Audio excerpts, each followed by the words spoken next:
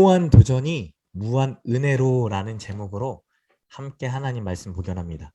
무모한 도전이 무한 은혜로. 한 주간 살아가면서 여러분의 관심을 사로잡은 소문은 뭐가 있었습니까? 한번 생각해 보세요. 여러분의 관심을 사로잡았던 소문은 뭐가 있었나? 저는 개인적으로 코로나가 저의 지대한 관심이었습니다. 카더라 하는 뉴스가 실제로 일어나는 것들을 보면서 참 걱정이 되기도 하고 염려가 되기도 하고 여러 생각이 교차하더라고요. 하루 확진자가 17만에 이르고 주변 지인들을 통해 여기저기서 확진되었다라는 이야기가 들려옵니다.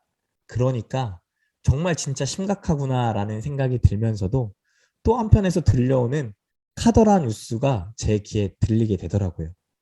이렇게 모두 감염돼야 코로나가 곧 끝난다. 이런 카더라 뉴스가 진짜일까요?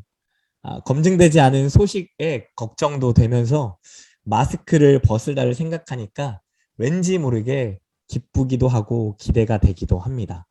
이처럼 오늘날에도 카더라라는 뉴스는 힘이 있습니다.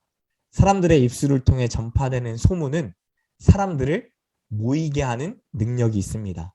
오늘 본문 2장 1절에 수일 후에 예수께서 다시 가버나움에 들어가시니 집에 계시다는 뭐가 있다고요? 소문이 들렸다라고 말씀합니다. 예수님께서 집에 계시다라는 소문이 이곳저곳에 흘러갔습니다. 그리고 가버나움 집에 돌아오시기를 기다리는 사람들이 모여들기 시작했습니다. 문 앞까지도 들어설 자리가 없게 될 만큼 많은 사람들이 모였습니다. 왜 많은 사람들이 그토록 예수님을 간절히 찾았을까요? 마가복음 1장에서 보여주신 병고침과 귀신 축출과 같은 눈에 보이는 기적을 사모했을 가능성이 큽니다. 그런 기대와 달리 예수님의 우선순위는 명확합니다. 이번 2절 하반절에 예수께서 그들에게 도를 말씀하시더니 라고 말씀합니다. 하나님 나라에 대해 설교하시고 전하셨다라는 거예요. 자기의 인기를 인지하시고 병을 고치시고 귀신을 내쫓으신 후에 하나님 나라를 전파하신 것이 아니라 하나님의 나라, 하나님의 도를 먼저 전파하셨다라는 거죠. 예수님은 하나님의 말씀을 사역의 가장 우선순위로 두고 일하셨다는 것을 볼 수 있습니다. 지난주에 예수님처럼 한적한 곳에 가서 하나님과 마주하는 고요한 시간을 삶의 우선순위에 두고 살아가 보자라고 권면드렸습니다. 여러 모양으로 결단하고 시작하신 분들도 있을 거예요. 또 시작하려고 마음을 먹었는데 어찌 시작해야 될지 몰라 고민하고 계시는 분도 있을 겁니다. 또는 고민조차 들지 않으셨던 분들도 계실 겁니다. 그분들에게는 하나님께서 분명히 만지시는 때가 있을 거라 확신합니다. 우리 서로를 격려하는 마음으로 격려의 박수 서로에게 했으면 좋겠습니다. 지난주 말씀을 듣고 한 집사님께서 하나님을 마주하기로 결단하셨다고 합니다. 그리고 성경 쓰기를 시작하셨대요. 얼마나 귀해요. 저도 아직 성경 쓰기를 막 많이 해본 적은 없는데 그렇게 하셨다고 하니까 너무나 귀하더라고요.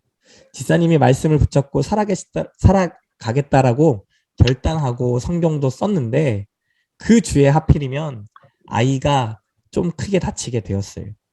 요즘 대학병원 가는 게 참 어렵잖아요. 코로나 검사도 해야 되고 절차가 참 복잡한데 아이가 크게 다쳐서 대학병원에 가야 되는 상황에 옵니다. 또 그 와중에 가족이 코로나에 걸리게 되는 바람에 멀리 친정까지 가서 생활할 수밖에 없는 상황이 되셨어요. 엎친 데 덮친 격이죠. 잘 놀던 아기가 하필이면 이제 성경을 쓰기 시작하니까 다치게 돼요. 우연인 것처럼 여겨지는데 마음에 상심이 오죠. 얼마나 마음이 상심이 크시겠습니까? 위로도 해드리고 싶고 기도도 해드리고 싶어서 전화를 드렸어요.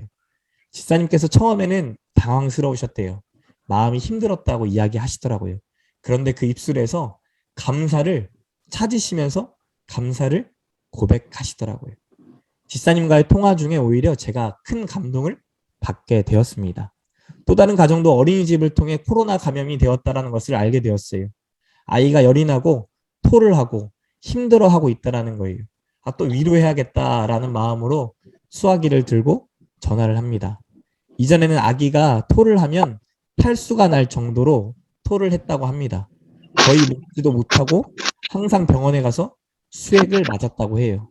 그런데 이번에는 기도를 받고 또 아이를 위해 날마다 어머니가 기도해 주면서 토도 3번밖에 안 하고 열도 내려가면서 잘 회복되고 있다라고 말하는 거예요.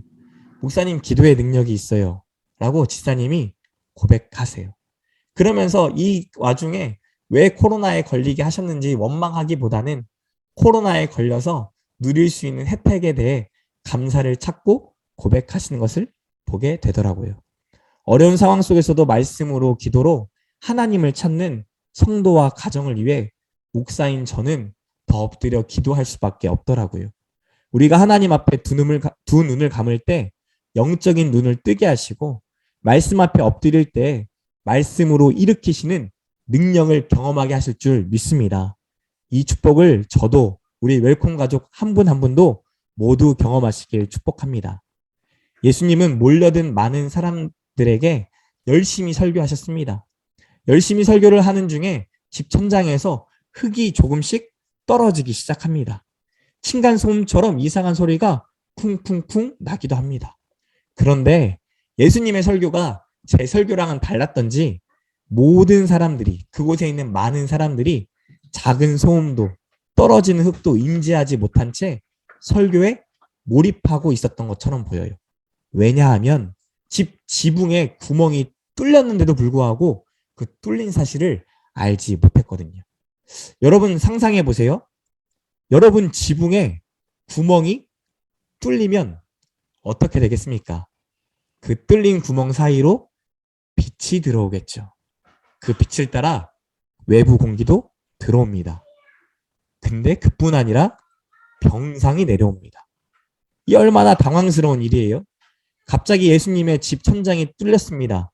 말로 표현하지 않아도 될 황당하고 당혹스러운 일이 벌어진 거죠. 그렇게 지붕을 뚫고 내려온 병상에는 한 중풍병자가 있습니다. 그리고 지붕에는 진풍병자를 안전하게 예수님 앞에 내려놓고자 애쓴 사람들이 보입니다. 황당한 시츄에이션 머릿속으로 그려지시나요? 여러분이 예수님이라면 어떻게 반응하시겠습니까? 내가 사는 집을 훼손했어요. 당장 오늘 밤 잠은 어떻게 자야 할까요? 상식적으로 볼 때 참 무례하고 무식하고 무모한 피해를 예수님께 저질렀습니다. 화를 내도 당연한 일입니다. 많은 증인들까지 있으니 손해배상도 청구하고 법적 심판을 받게 해도 괜찮습니다. 왜 이렇게까지 무모한 짓을 했을까요? 4절 상반절에 무리 때문에 예수께 데려갈 수 없으므로 라고 말씀합니다. 무리 때문에 예수께 데려갈 수 없었대요. 예수께 중풍병자를 데려가야 하는데 그래서 데려왔는데 문 앞에까지도 사람이 가득 차 들어설 자리가 없습니다. 이들처럼 간절한 자들이 무리가 되어 예수님을 만나러 온 거죠. 간절하면 이루어진다 라고 말하는 사람들이 있습니다. 아이러니컬하게도 간절할 때 꼭 장애물을 만나게 되더라고요. 지금 이 상황에서 그 장애물이 누구죠? 예수님을 만나러 온 사람들. 교회 안에 모여있는 성도들이 장애물이 되더라는 거예요. 나처럼 예수님을 만나러 온 사람들 때문에 예수님을 만날 수가 없는 지경에 이르렀습니다. 그들이 만나러 온 이유와 내가 만나러 온 이유가 크게 다르지 않을 거예요. 예수님 입장에서는 서로의 간절함이 거기서 거기일 겁니다. 그럼 뭐 하면 돼요? 예수님이 하나님의 하나님의 나라에 대한 말씀을 마칠 때까지, 설교가 끝날 때까지 기다렸다가 병을 고쳐주시면 병고침을 받으면 됩니다. 근데 중풍병자와 친구들은 마치 장애물을 만날 것을 예상했는지 지붕 위로 향합니다. 팔레스타인의 가옥은 주로 평지붕입니다. 그 지붕 위로 올라가는 계단이 있었다고 해요. 그 계단을 따라 올라가 흙과 집과 나무 등을 이겨 만든 지붕을 뜯기 시작합니다. 쉬운 일은 아니죠. 병상이 들어갈 만큼 구멍을 만들기 위해서 최소 5명의 사람들이 한 마음이 되어 이 무모한 도전을 시작한 겁니다. 배상만으로는 끝나지 않을 수도 있습니다. 죗값을 치르기 위해 여러 대가를 치를 수도 있습니다. 많은 사람들 앞에 이들은 사회적으로 범죄자가 될 수도 있습니다. 자신의 사회적 신분과 명성과 모든 것을 잃어버릴 수도 있습니다. 그러나 그들에게는 어떠한 것도 장애물이 되지 않습니다. 문 앞까지 가득 찬 사람도, 견고하게 만들어진 지붕도, 사회적 비판과 죄의 대가까지도 이들에게는 장애물이 되지 않아요. 일반적으로는, 상식적으로는 상상할 수조차 없는 일을 모든 것을 무릅쓰고 하고 있는 것입니다. 그들의 무모한 도전이 여러분 이해가 되세요? 저는 솔직히 이해가 안 되더라고요. 그만큼 중풍병자가 이들에게 특별했다라는 거예요. 그리고 예수님께서는 이 중풍병자, 우리가 데려온 이 중풍병자를 분명히 일으켜 세우실 거다라는, 고치실 거다라는 믿음이, 확신이 있었다라는 거예요. 이 계획이 성공하든 실패하든 병상에 누워있는 중풍병자는 참 행복했을 것 같습니다. 자신을 위해서 모든 것을 감수하면서까지 무모한 도전을 저지른 그의 친구들에게 무한 우정과 무한 사랑을 느꼈을 거예요. 이 말씀을 묵상하는 중에 이런 질문이 저에게 들더라고요. 나는 예수님께 인도하고자 무모한 도전을 했던 친구가 있었는가? 나는 친구를 위해 무모한 도전을 선택한 적이 있었는가? 그리고 앞으로도 그 무모한 도전을 할 것인가? 그들의 무모한 도전은 일단 성공했습니다. 예수님이 그들을 주목해요. 그리고 그들에게 말씀하시죠. 예수님의 스포트라이트가, 무리에게 향했던 스포트라이트가 이제는 무모한 중풍병자와 친구들에게 향하게 됩니다. 사람들은 그들의 황당한 행위에 집중했을지 모릅니다. 그러나 예수님은 그들의 행위가 아닌 그들의 믿음을 보셨어요. 당시 유대인들은 레위기 26장을 근거로 해서 병자는 죄인일 수도 있다라고 생각했습니다. 중풍병이 어느 날 갑자기 찾아왔습니다. 중풍병 환자의 병색이 어떠한지 성경이 정확히 말하고 있지는 않지만 현대의학에서는 뇌졸중 환자들이라고 말을 하기도 합니다. 몸의 일부나 전부가 마비 증상이 나타나는 거죠. 들것에 실려온 것으로 보아 예수님께 온 중풍병자는 전신 마비 환자였을 확률이 높습니다. 처음에는 갑자기 찾아온 마비로 인해 어찌할지 몰라 당황하고 그 당황하는 마음으로 며칠을 지냈을지도 모릅니다. 그리고 조금만 지나면 괜찮아지겠지. 그러다가 스스로 왜 이런 일이 일어났는지 돌아보기 시작할 겁니다. 나 그리고 주변의 사람들을. 유대인의 세계관으로 볼 때 하나님 앞에 내가 지은 죄는 없는지, 내가 하나님 앞에 지은 죄 때문에 이렇게 갑자기 중풍병에 마비에 걸린 것은 아닌지 돌아보기 시작했을 겁니다. 욥의 친구들처럼 위로한다고 찾아와 너가 이렇게 된 것은 너의 죄 때문이야 라고 말하는 사람들도 있었을 것입니다. 신체적 마비도 두렵지만 죄와 죄책감에 휩싸여 하나님께 버림받았다라는 영적 두려움은 더 컸을지도 모르겠습니다. 몸은 이미 마비되었지만 영적 두려움에 영혼마저 마비되어 있다고 느끼고 있을지도 모르겠어요. 그렇게 몸도 마음도 마비된 작아질 대로 작아진 자에게 예수님이 있는 거예요. 작아질 대로 작아진 자 앞에, 예수님 앞에 놓여져 있는 거죠. 그들이 이토록 무모한 도전을 한 이유는 죄로 인해 얻은 병이라면 예수님께서 죄를 용서해 주시면 중풍병도 낫게 될 것이다 라는 믿음이 있었다라는 거죠. 예수님은 꾸짖기보다 5절의 중풍병자에게 작은 자야 부르세요. 영어 성경에서는 son, 아들이란 표현으로 번역을 합니다. 그리고 이어서 내 죄사함을 받았느니라 라고 말씀하시죠. 작은 자야, 아들아 부르시는 예수님의 음성은 그의 마비된 마음을 만지기에 충분했을 것입니다. 내 죄사함을 받았느니라 라는 예수님의 음성은 그의 질병이 고침받기에 충분한 말씀이었습니다. 일어나 내 상을 가지고 집으로 가라 라는 예수님의 말씀에 작은 자는, 아들은 일어났고 곧 상을 가지고 모든 사람들 앞에서 일어나 자기 집으로 돌아가죠.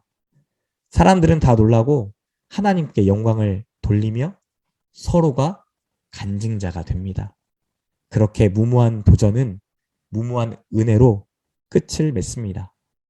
사랑하는 성도 여러분, 우리 안에는 영적으로, 정서적으로, 육체적으로, 사회적으로 마비된 영역들이 있습니다. 그것이 예수님께 나아가는 장애물이 될 수도 있습니다. 그럼에도 예수님을 찾고 하나님께 나아오라고 오늘 우리에게 말씀하시는 거예요. 예수님만이 우리의 마비된 영역을 회복하실 수 있는 유일한 분이시다라는 것을 마가복음의 저자가 주장하고 있는 것입니다. 마비된 나로서는 예수님께 나아올 수 없지만 우리로서는 중풍병자와 친구들처럼 예수님께 나아갈 수 있다라고 말씀하세요. 하나님께서 더추천교회를 이제 우리 더추천교회로 만들어 가기 원하시는 것 같습니다. 이강렬 목사가 마비되어 갈 때 이강렬 목사를 병상에 뉘어 지붕을 뚫고 예수님 앞에 데려갈 믿음의 공동체가 되기 원하시는 것 같아요. 저뿐이겠습니까? 이 줌에 나와 있는, 줌에 없는 우리 더추천교회 모든 성도 한 명 한 명을 놓고 우리가 함께 그들을 예수 그리스도의 곁으로 데려가는 그런 믿음의 공동체가 되기 원하시는 것 같아요. 그렇게 예수님 앞에 내려놓으면 아들아, 딸아, 내 죄사함을 받았느니라 분명히 말씀해 주실 겁니다. 그리고 예수 안에서 육체의 자유를, 영적인 자유를, 정서의 자유를 누리게 하실 줄 믿습니다. 믿으십니까? 믿으셔야 돼요. 우리 주변에 영적으로 마비된 자들이 참 많이 있습니다. 영적인 죄와 죄책감에 마비된 자, 아예 무감각해져 버린 자들도 참 많이 있습니다. 본문에 나온 어떤 서기관들처럼 마음으로 중심으로 비판하고 정죄하는 자들이 참 많이 있습니다. 그런 자들을 예수님께로 인도하는 교회, 저와 여러분이 되기를 축복합니다. 그때마다 또 다른 장애물들을 우리가 만날 줄 압니다. 분명히 만날 거예요. 혼자서는 불가능한 그 일들을 우리가 되어 교회라는 공동체가 되어 무모한 도전을 하게 하실 줄 믿습니다. 한국교회가 마비된 것처럼 보이시죠? 사회가 마비되고 가정이 마비되고 개인인 나조차도 죄 앞에서 마비된 자로 살아가고 있는 것을 우리는 매일매일 발견하게 되잖아요. 그렇다고 포기해야 할까요? 같이 정죄하고 비판해야만 할까요? 어쩔 수 없는 장애물이라고 낙담해야만 할까요? 지금 우리에게 하나님이 물으십니다.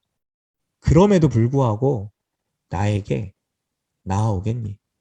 지붕을 뚫고서라도 나아오겠니?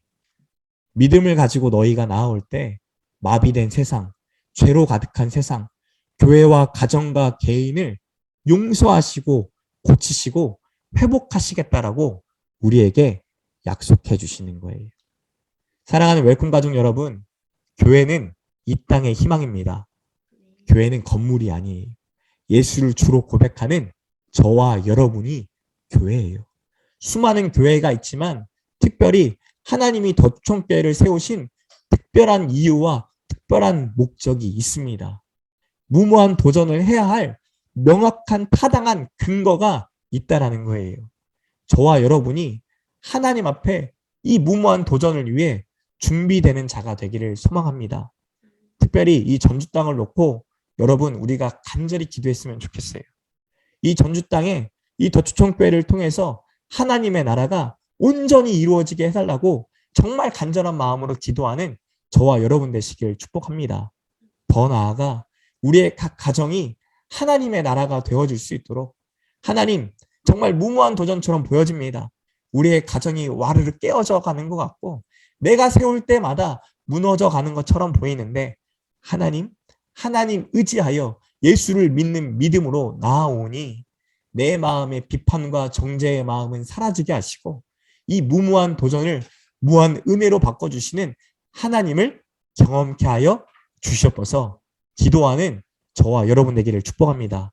더 나아가 한국 교회와 한국 사회를 위한 무모한 도전을 저희가 했으면 좋겠어요. 지방이 세워져 가야 대한민국이 살아나잖아요. 한국교회의 대안이 꼭 초대형 교회를 중심으로만 일어나야 될 일은 아니잖아요. 중풍병자와 그를 데리고 왔던 사람들처럼 하나님 앞에 예수님이라면, 예수님이 함께 하시면, 예수님이시면 우리의 죄를 사하실 뿐만 아니라 하나님의 나라를 임하게 하실 줄 믿습니다. 이 믿음을 가진 자들을 찾으시고 그 믿음을 가진 자들을 통해 하나님의 나라가 이루어질 줄 믿습니다.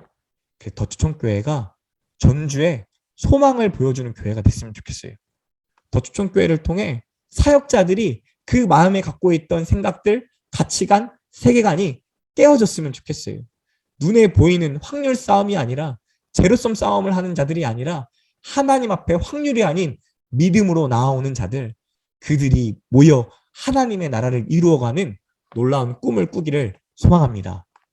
더추천교회를 통해 전국 곳곳에, 지방 곳곳에 하나님의 나라를 이루어드리는 교회가 세워지기를 꿈꿔요. 여러분 위해서 기도해 주세요. 여러분 위해서 같이 함께 하나님 나도 그 축복의 통로로 사용해 주세요. 물질의 복을 더하여 주시고 나의 삶에 능력을 더하여 주시고 하나님 불신자를 향한 간절한 마음이 내 안에도 있게 해주셔서 무모한 도전으로 보이는 이 일이 나의 소망이 되고 꿈이 되고 비전이 되어져 하나님의 일이 놀랍게 세워지는 일 위에 기회가 쓰임받게 해달라고 같이 기도하는 저와 여러분 되시길 축복합니다. 저는 이 무모한 도전을 여러분과 함께 시작할 거예요. 이제 얼굴도 텄잖아요. 이제 얼굴도 알게 됐잖아요. 이제 우리의 마음을 조금 더 열어서 서로의 마음을 헤아릴 뿐만 아니라 하나님의 뜻 앞에 순종하는 저와 여러분 되시길 축복합니다. 이제 믿음으로 우리의 무모한 도전을 시작할 때 하나님이 분명히 함께 해주실 겁니다. 믿음으로 하는 우리의 무모한 도전이 하나님께 영광이 되고 세상에는 위대한 소문이 되며 우리에게는 무한 은혜로 경험되는 저와 여러분이 되시길 축복합니다. 믿으시죠? 네. 이 시간 같이 한번 기도했으면 좋겠어요. 같이 한번 기도할 때 중풍병자와 같은 마음으로 나온 사람들이 분명히 있어요. 우리의 힘과 능력으로 해결되지 않는 영역, 나의 명예도, 나의 명성도, 내가 갖고 있는 사회적 위치도, 내가 당할 피해도 생각하지 않고 진짜 예수님만이 이 문제의 해결자 되심을 고백할 수밖에 없는 상황 가운데 있는 성도들이 있습니다. 우리 그들을 위해 같이 한번 기도했으면 좋겠어요. 하나님 믿음의 공동체로 보내주셨는데 하나님 이 자리에 중풍병자가 있습니다. 영적인 중풍병자가 있습니다. 그를 놓고 믿음의 공동체가 함께 들 것을 가지고 지붕에 올라가 지붕을 뜯게 싸우니 우리의 믿음을 보시고 하나님의 살아계심이 드러나게 하여 주시옵소서. 혹 그게 나라고 한다면 또 가슴에 손을 얹고 같이 기도하시면서 하나님 나의 육체 연약함, 정서의 연약함, 영적인 연약함, 마비되어버린 나의 모든 마음을 하나님 만지시고 전 인격적으로 회복하시며 자유케 하여 주시옵소서. 우리 함께 주여 한번 외치고 같이 기도하시겠습니다. 주의 이름 찾습니다. 주여.